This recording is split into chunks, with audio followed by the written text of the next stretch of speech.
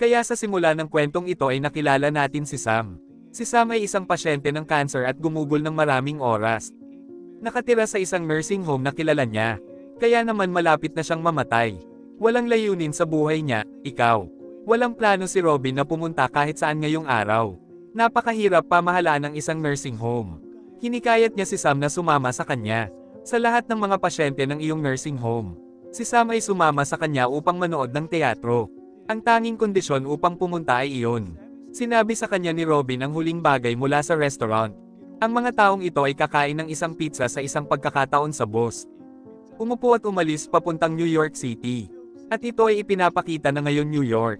Maraming fighter jet sa ibabaw ng lungsod. Ay dumaraan at ito ay normal para sa lungsod na ito. Kaya hindi pa ganoon ang lahat. Ngayon kahit na ang mga palabas sa teatro ay binabaliwala sila. Nasa sinehan si Sam at nagsimula na. Naging magkaibigan si Henry at ang kanyang pamilya. Ang mga taong ito ay maraming nagsasalita dito ngunit pa rin ang palabas na ito sa teatro ay napaka-boring. Walang interes si Sam dito. Tumayo siya mula rito at pumunta sa pwesto niya. Bumili ng ilang tsokolate at maya-maya ay dumating si Droban sa likod niya. Kinabahan siya at lumapit kay Sam. San alam na kailangan nating umalis dito ng mabilis. Walang nangyari dito pero paulit-ulit ako. Ang mga mensahe ay nagmumula sa lahat ng dako na dapat nating gawin. Kailangan kong umalis kaagad sa lungsod. Ni hindi kanya kayang pakainin ng pizza. Nalungkot si San pagkatapos marinig ito at naging illiterate. Pumunta siya at umupo sa bus, ilang sandali pa. Napansin niyo nang magsasaka sa bus. Kakaibang nakaupo ang mga tao sa labas ng bus. Nakatingin din siya habang nakatingin sa labas. Ang tanawin sa labas ay lubhang mapanganib mula sa langit. Metroland sa dami ng Hansos. Ang isang naturang metro ay lumilipat patungo sa San. Naglalakad siya malapit sa bus dahil sa pagsabog nito. Kumalat ang nugget sa buong bus ni San at ito ay kung paano ang lahat ay huminto sa pagiging nakikita. Bumaba si Sam sa bus at napansin. Sinasabi nito na ang mga nakatira dito ay si China. May nag-aalis sa kanila dito. Tahimik siyang nanunood sa likod ng bus, ganito lang. May mga dayuhan sa ilang sandali at ito rin. Ay napansin na ang mga dayuhan. Lalong nag-iingay ang mga may dala. Ngayon ay may ilang mga dayuhan na nakatayo malapit kay Sam. Sinasalakay din nila ang mga nakakakita sa kanila na patay na. Natakot si Sam at tumakbo upang iligtas ang kanyang buhay. Biglang tumakbo palayo doon ang isang malaki. Nagkaroon ng pagsabog dahil sa nawalan ng malay si Sam. Nang magkamalay siya ay nakita niya iyon.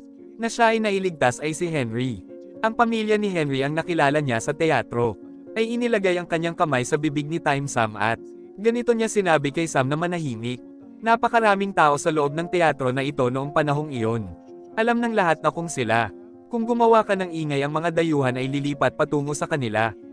Kaya naman sobrang tahimik ng lahat pero nahanap din ni Sam si Robin na yamakap sa kanya. Siya ay umiyak ng husto, inilagay kay Robin ang lahat ng ito. Bakit nakuha pa ng mga taong ito ang kanyang pusa? Nakaupo sila nang biglang may helicopter. Isang anunsyo ang ginawa mula sa alam nila na ang mga alien na ito. Nilusob lamang niya ang lungsod na ito. Hindi nakikita ng mga dayuhan ang ingay na ito. Ginagamit upang habulin at salakayin ang mga tao kung maiiwasan ng mga ito kung mananatiling tahimik ang mga tao. Kailangan din silang iligtas ng gobyerno. Naghahanda din pala, ito pala. Maraming alien sa tunog ng mga helicopter. Nagsimulang lumipat si Sam patungo sa teatro na ito. Ang key gate ay binigay din sa pamamagitan ng pagtakas kay Sam. Desidido si Sam na huwag gumawa ng ingay at ito ay kung paano naakit ng isang tao si Elias sa kanyang sarili. Huwag gawin ito, pagkatapos ay ang bagay na kinatatakutan niya. Dahil sa kung saan ang tunog sa kanyang pusa ay naging mas malakas. Sinira ng mga Indian ang pinto at pumasok sa teatro na ito. Bago ang lahat ng dumalo dito, tunog ng pag-atake ng helicopter mula sa likuran. Ang mga Indian na ito ay lumingon sa kanila pagdating nila. Sa oras na iyon narinig ko na ang mga dayuhan na ito. Wala akong mata, well that's the problem. Pagkatapos ng sanay pumunta na siya sa washroom. Naglilinis at pagkatapos ay tumingin sa kung ano ang nasa unahan. Ano ang gagawin dito, lahat ay nakikinig sa radyo. Naghahanap ng mga bagong plano para sa ano ang dapat gawin ng gobyerno sa lahat ngayong gabi. Sinabihan na layuan si Bryce para dahil ngayong gabi silang lahat. Musika, nalungkot si Bridgesoft sa nakita. Dumating ang mga tao sa sadap dahil kakaunti lamang. Ang kalagayan ng kanilang lungsod ay nagkakahalaga ng pamumuhay sa ilang oras. May lalaking binigay sa akin at nagpanik siya dito. May sisigaw ba ngayon? ay hindi mabubuhay, lahat tayo ay papatayin at siya. Nakita ko si Henry na sumisigaw sa gulat. Ngunit subukang kontrolin ito sa pamamagitan ng paglalagay ng iyong kamay dito. Sa pagtatangkang patahimikin siya, gumawa siya ng ingay. Aksidente akong napatay ni Henry dito. Ang kalagayan ng nilalang ay mas malala pa kaysa sa isang tao. Kung nakatulog ka ng mahimbing, walang makakapatay sa kanya. Hindi ko iyon intensyon at alam ito ng lahat. Alam ng iba na si Henry ang may hawak ng teatro. At ngayon ang lahat ay nag-iisip ng parehong bagay. Nagawa pa ba silang iligtas ng gobyerno?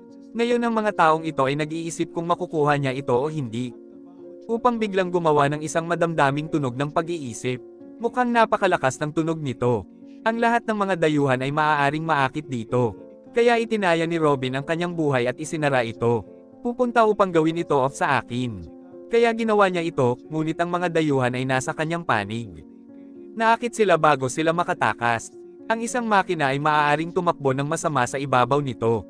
Atake at patayin siya sa harap ng lahat. Pinakamasakit ang pagkamatay ni Robin. Nagulat si Zane dahil sa kanyang pamilya. At sa loob ng maraming taon at kay Robin. Si Robin lang ang kaibigang nakatira sa akin. Ngayon ihanda ang iyong isip. Kinuha iyon isa-isa ng lahat ng kanyang mga kaibigan. Aalis at sa huli mamamatay din siya, okay. Pagsapit ng umaga, tahimik siyang lumabas sa lungsod. Pumunta sa isang tindahan ng journal para sa ilang trabaho. Mga pagkain at gamot mo. Siya ay sumuko at sumakay sa bisikleta. May fountain na nagyayelo doon, naisip niya. Na gusto niyang umupo doon at kumain ng pagkain. Ang ingay ng kanyang pagkain at pag-inom sa tunog ng tubig. Pipigilan o may nakita siyang dalawang bata. Na pumunta sa fountain mula kahapon para tumakas mula sa mga dayuhan. Nagtatago sa loob at kumain sila. Ni hindi man lang uminom ay binigyan sila ni Sam ng kanyang pagkain. Sinabi rin niya na umupo siya ulit doon. Dumating ang mga helicopter sa kanilang lungsod at narito ang isa pang anunsyo ay ginawa kung saan. Ito ay sinabi na ang siyentipiko ay may maraming mga kahinaan ng mga dayuhan ang natuklasan. Ang isa ay hindi ang mga mata ng mga dayuhan. Hindi nila makita at ang pangalawa ay iyon. Ang mga dayuhan ay natatakot sa tubig na nilalangoy nila. Kung hindi mo alam kung paano gawin ito ay 10 na. Pinalayas tayo ng gobyerno sa lungsod na ito. Isa lang ang daan palabas at iyon ay tubig. Dahil sa kung saan ang mga tao ay pinilit na umalis dito. Pwedeng ilabas pero nandoon pa rin ang mga alien. Saglit na maiipit, sa lungsod, gobyerno, maraming bangka sa tubig dito. Kakanta sana siya, kung saan nakaupo ang lahat ng tao rito. Ang mga bahagi ay nagpahinga at pagkatapos, upang mapupuksa ang mga dayuhan sa buong lungsod, ay masisira kung ang anunsyo na ito ay ginawa. Pamahalaan dito sa lungsod sa lalong madaling panahon. Nagsisimulang gumawa ng ilang mga tunog na, dahil sa mga dayuhan na nawasak sa kabilang panig. Tere na at samantalahin ang pagkakataon. Ngayon dapat maabot ng Sanbi ang Sherry boards. Para iligtas ang dalawang bata. Lumipat siya patungo sa mga bangka kasama nila at kung kailan. Kapag dumating ang mga taong ito sa kalsada, nakikita nila iyon. Libo-libong tao ang dumagsa patungo sa palasyong iyon. Parehong lumaki ang mga bata sa lahat ng ito. Pumayag si C na sumama sa mga tao at si D mismo. Nagsimulang maglakad sa direksyon. Dahil alam niyang isang araw ay mamamatay si Ekna. Pupunta at bakit hindi ngayon mismo sa lungsod na ito? Marami siyang alaala na nauugnay. Mga alaala ng pamilya, kaya naman narito sila sa lungsod na ito. Gustong mamatay at bago mamatay. Pizza mula sa paboritong restaurant ni Alfred. Nais kumain ng napakaraming tao ng sabay-sabay. Paano ito mangyayari? Wala silang boses. Ang ilang mga dayuhan ay nasa kanilang panig kahit na mula sa mga tunog. Maakit at sa mga tao. Tinitingnan namin ang mga kaso sa gayong mga tao. Nagiging tao, sumisigaw at kung saan nakakarinig ng mga tunog ang mga alien. Sinimulan silang patayin ng mga dayuhan. Bumagsak din si Bidge ni Sam sa boot ni Sam. Higit pa rito, maraming tao ang abala. Para iligtas ka, tumawid muna siya Nagtatago sa ibaba at pagkatapos ay hamupa na ang kaso. Lumabas ka sa kabila. Sa lahat ng ito ay nahiwalay din sa kanya ang kanyang pusa. Malakas ang ulan dito ngayon. At ito ay isang magandang tanda para sa kanila. Dati kasi dumadaloy ang mga alien sa tubig para makakita. Ang isa pang nakaligtas ay nakakatugon din sa dayuhan. Kailangang magtago para makatakas at hirap ng ulan. Pero lumabas din siya at ang mga mata niya. Ngayon maging ang mga tauhan ay nabigla nang makita siya rito. Nagulat siya at sinabi sa kanya na ang ilog. Maraming tao ang lumilipat sa labas ng simbolo ng salapi marka ng talata. Dapat ka rin pumunta doon at dapat ka rin. Hiniling ni Sam na sumama sa kanya ngunit si Sam nagsasabi sa kanya na huwag umalis dito. Kaya naman gusto niyang sumama din sa kanya ang batang iyon. Nakaayos na ang puwete ni Sam dito, tapos na ang gabi. Huli na, dapat silang huminto sa isang lugar. Kaya naman dinala ni Sam ang babaeng ito sa kanyang bahay. Pupunta ako pero ang dami kong takbo simula kahapon. Nadatnan niyang nahulog ang susi ng kanyang bahay sa kung saan. Ang mga taong ito mula kanina ay natigil ng sabay-sabay. May paraan para makatakas dito at ang ingay nito. Sinasamantala ng batang ito ang bahay ni San. Sinira ang pinto at sa wakas ang mga taong ito ay umuwi. Pumasok sa isang kapaligiran ng kapayapaan. Ang mga taong ito ay nakakakuha din ng magandang feed pagkatapos dumating. Mag-usap tayo ng kaunti dito at ang batang ito. Tungkol sa aking sarili ang pangalan ko ay Eric. Ako ay isang abogado at sa lungsod na ito. Pumunta ako dito para mag-practice. May pamilya na ako at malapit na akong makasama ang pamilya ko. Alam kong malapit sa kanya habang malapit sa kanya ang araw. Sinasabi niya sa amin na siya ay dating POTUS. Isa rin siyang manunulat ngunit namatay sa cancer. Simula noon ay isinuko na niya ang lahat. Higit pa riyan ang pagbabasa at pagsusulat sa mga aklat. Mahal na mahal ko ito, ngayon ay lumaki ng husto ang kanyang cancer. Ilang araw na lang ang natitira niya. At sa kanyang mga huling araw ay mayroon lamang siyang isa. Sana siya ang paborito ng papa niya. Kumain ng dayami na patag na lupa, ito ang dahilan kung bakit siya. Hindi ko gustong umalis dito sa loob ng 2 buwan. Kung nandoon pa rin ito pagkatapos ng isang araw, bakit hindi sa sarili niyang bahay? Mamatay na sana ako sa pananatili ko sa loob pagdating ng umaga, ngayon ay akin na ang araw. Lumabas siya ng apartment at nakita niya si Eric. Hindi umimik dahil gusto niyang kasama niya si Eric. Ayaw itago, gusto niya si Eric. Umalis ka dito tahimik. Ang pagsisinungaling ay umaabot doon sa truck. Para magbasa kaagad ng ilang libro. Napansin niyang may nakatingin sa likod niya. May pag-asa ba dito kapag nararamdaman kong nandito ako? Nung nakita ko si Manek, si Eric ang nakita ko dito. Tinanong ko siya anong ginagawa mo dito. Oo, dapat umalis ka na dito. Hindi mo dapat ako sinundan ngayon. Ang mga taong ito ay nagtatalo na kay Sam. Ang isang dice ay nahuhulog mula sa kamay na nagiging sanhi ng marami. Masyado bang matalim o masyadong mataas? Ay maaakit sa. Ang dalawang ito ay makakarating kay Elias mula rito. Tumakas at makakita ng isa pang gusali. Subukan mong pumasok pero ito. Ang pinto ng gusali ay ganito rin sa isang maikling kaso. Kahit papaano ay dumaan si Eric ng maraming paghihirap. Para buksan ang pintong ito ng may ingay. Ito ay nagtagumpay ngunit ang mga dayuhan ay gayon. Naaakit sa kanilang boses. Ang tunog ng hininga ni Elias ay ang tahimik nitong Denny. Sobrang ingay sa lugar na iyon. Ang mga dayuhan ng Harsaha ay naakit sa kanila. Hinuli sila ng mga alien na nakabasag ng baso at dinala sila para kumain. Ngunit kahit papaano ang dalawang gusaling ito, nakatakas si Ares at ngayon ay nakaalis na siya. At baso ng gas na may maraming bato. Simulan ng pagsira upang ang mga dayuhan ay sirain. At makatakas mula sa bahaging ito. Kahit papaano napupunta ang mga taong ito sa loob ng istasyon. Pumunta saan man sila makasalubong Nangyayari ito sa mga alien para lang magingay. Ang tamis ng paghihintay ay nawala na, ito na sana. May Indian sa elevator at may tren sa likod. May tubig sa loob ng terminal IE pa. Sino ang nandoon? Sinabi niya na ang mga taong ito ay pupunta sa tubig. Walang larawan nito pabalik ngayon. Habang ang mga taong ito ay lumipat pa sa tubig. Anyway, tumataas din ang daloy ng tubig. Higit pa rito, hinahabol din ni Eric ang alien na babae.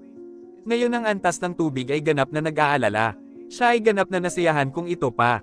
Kung nagpunta kami ay mas maraming pagkakataong malunod si Sam. Paliwanag niya kay tingnan mo, bawal pa rin. Bakit hindi sumulong kasama ang pag-asang ito? Nasa pagsulong ay maliligtas tayo. Ang mga dayuhan na iyon ay pupunta pagkatapos marinig ang tunog ng kanilang mga salita. Papalapit sa kanila mula sa rooftop at ngayon. Ang dalawang ito ay nasa saya upang makatakas mula sa alien na ito. Maging ang mga dayuhan ay nalulunod dahil sa ingay ng tubig. Lumulubog sa tubig at gaya ng ginawa namin noon. Alamin na ang mga dayuhan ay hindi marunong lumangoy. Nalunod siya sa tubig at nakakuha ng dumi at putik. Si Ares ay parehong lumalangoy sa tubig ang isa. Ang araw ay halos umabot na sa dalampasigan na binubulungan ng kanser. Sinubukan ko lang tumakas sa kanya. Ang kalagayan ay naging napakasama, maging ang tubig. Busog na busog si Eric sa kanyang katawan. Dinala niya siya sa malapit na simbahan. Sobra na ang pagbibigay sa kanya ng mga gamot sa oras na ito. Kinailangan niyang tanungin si Sam tungkol sa kanyang mga gamot. at upang makuha ito sa malapit na tindahan ng medikal. Bagamat marami nang naibigay sa kanya si Sam. Bawal ang mahatwa pero kaninong judge ito? Nakalabas na ngayon si Eric at siya. Nakita ko na ang lungsod na ito ay naging isang takot ngayon. Isang ulap ang napupunta sa sayaw at tinanong siya ni Sam. Kumuha siya ng gamot at gumaan agad ang pakiramdam niya rito. Kaagad na sinundan siya nito. Lumingon siya at nakita niyang may humahabol na pusa. Nang makitang ginagawa niya ito, kay Eric Nin. Kinuha ang biyanan at ngayon ay magkasama silang bumalik sa simbahan. Mabilis silang pumunta dito para bigyan ng injection si Sam. Pang-aakit sa kanya na ngayon ay nananabik na makipag-date. Pagkaraan ng mahabang panahon, ang impluensya ni Sam ay may ilang improvement at after makontrol niya. Ngayon ay sinabi niya kay Edie ang isa sa kanyang mga palusot at sinasabi na mula nang siya ay masuri na may cancer, siya. Iniwan ko ang lahat sa buhay ko para sa kanya. Walang layunin ang buhay, aniya. Tinalikuran na rin niya ang pag-commute at ang kanyang nursing work. Ang pag-uwi mula sa bahay sa aking lungsod sa tamang oras. Pumunta siya dito dahil siya ang paborito ng kanyang ama. Kakain ng restaurant pizza at pagkatapos ay makikinig dito. Sinundo siya ni Eric at ang mga lalaking ito ay pumunta dito mula sa simbahan. Lumabas sila at naglakad-lakad. Nakilala ang restaurant ngunit ang kanilang pangalawa. Sa kabutihang palad ay ganap na nasunog ang restaurant na ito. Hindi rin natupad ang totoong hiling ni Tony Son. Mangyayari sana pero si Eric parang si Sam. Hindi ko nais na ibigay ang huling dayami. Sa pamamagitan ng paglalagay kay Sam sa isa pang gusali. Hinihiling na hintayin ka at ang restaurant. Pumasok sa loob at may nakita doon. Kalaunan ay dadalhin siya sa ama na ito na siya. Kinuha ito at dinala kay Sam, itong mga tao dito. Sarap na sarap si Sam sa pizza. Pagkatapos ng araw na ito ay nakaramdam ako ng kasiyahan sa panahong ito. Napagtanto niya na si Eric at ang kanyang pusa. Hindi ko siya pwedeng isama sa bintana. Tinitingnan kung nasaan ang isang huling bangka. Kinuha ang mga nakaligtas mula rito. Pagkatapos umalis, sirain ang buong lungsod na ito. Binigay at ayaw na ni San. Napagdesisyonan na silang dalawa na aalis sa lugar na ito. Ay ilalabas ngunit ito ay ipinapakita na. Mayroong maraming mga beach sa dalampasigan na kung saan. Dahil sa ingay sa tubig doon. Tumayo pero dahil may tubig sa unahan. Kaya pala hindi na siya nakamove forward ngayon Sam. Eric sa beach kasama ang kanyang pusa. Nagsisimula na itong mangyari ngunit huli na para makarating sa gilid. Hindi naging madali kung paano makatakas mula sa mga dayuhan. Dito sinabi ni Sam kay Ireng, tingnan mo, ako. Tatanggapin ko na kayo mula sa lugar. Tumakas, wawasakin ko ang mga Indian. I do. She picked up an iron note here and pinapatakbo ang windshield ng sasakyan. Dahilan para mapatingin sa kanya ang maraming area. Pumunta at iligtas ni Eric ang pusa ni Sam. Ang mga dayuhan ay gumagalaw patungo sa dalampasigan. Gumalaw sa pagitan at ilipat ang mga ito sa kabilang panig. Noong na nakaupo sa bangka na pinapanood itong lumaki. Naiintindihan nila na mayroon pa rin sa lungsod. Survivors sila kaya pinahinto din nila ang bangka. Naputol ni Eric ang winch sa pamamagitan ng pagpapahinto sa bangka ni Lee. Mabilis siyang tumakbo patungo sa paliguan at maraming alien ang tumakas sa kanya. Maakit patungo sa tamang panahon ay huhulihin siya ng mga alien at papatayin. Nailigtas sana ang kanyang buhay sa pamamagitan ng pagtalon sa tubig. At pagkatapos ay shage hanggang sa wakas. Ang lihim ay umaabot mula sa malayo. Masayang nanunood sa ginawa niya sa Earth. Kapag hindi nailigtas ng mga taong ito ang kanilang pusa. Habang naglalakbay, nakilala ni Eric ang asawa ni Sam. Sa loob ng jacket ay may tikong saan. Isinulat niya na ako ay namamatay na. Walang layunin sa buhay ko kundi ikaw. Dumating siya sa buhay ko at binigyan ako ng layunin sa buhay ko. Naging motibo niya na makilala niya si Eric at ang pusa nito. Iligtas ang kanyang buhay at bago ang buwan na siya. Tinupad ng Pitote Adi na ito ang huling layunin. Tumutulo ang luha sa mga mata kapag sumikat ang araw. Ipinakita sa amin si Toksan Kong. Saan? Masiyahan sa pag-awit sa mga huling sandali ng buhay. Ginagawa niya, pagkatapos ay bumaling siya sa kanyang radyo. Tinanggal ang headphones at nakinig sa radyo. Binubusog siya at binibigyan siya ng maraming sex. Naaakit siya at kinakain siya ngayon. Pupunta at kukunin ang kanyang kutsilyo dito. At lahat ng tao ay pumunta dito para ipakita ito.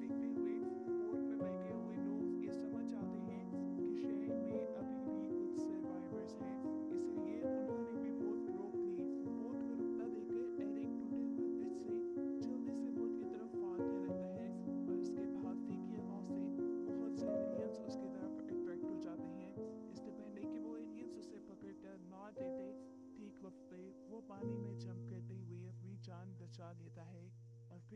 Strength खरीदे हुए fine reads अपनी पोस्ट तक पहुंच जाता है। दूध खरीदी से ये सारा खुशी से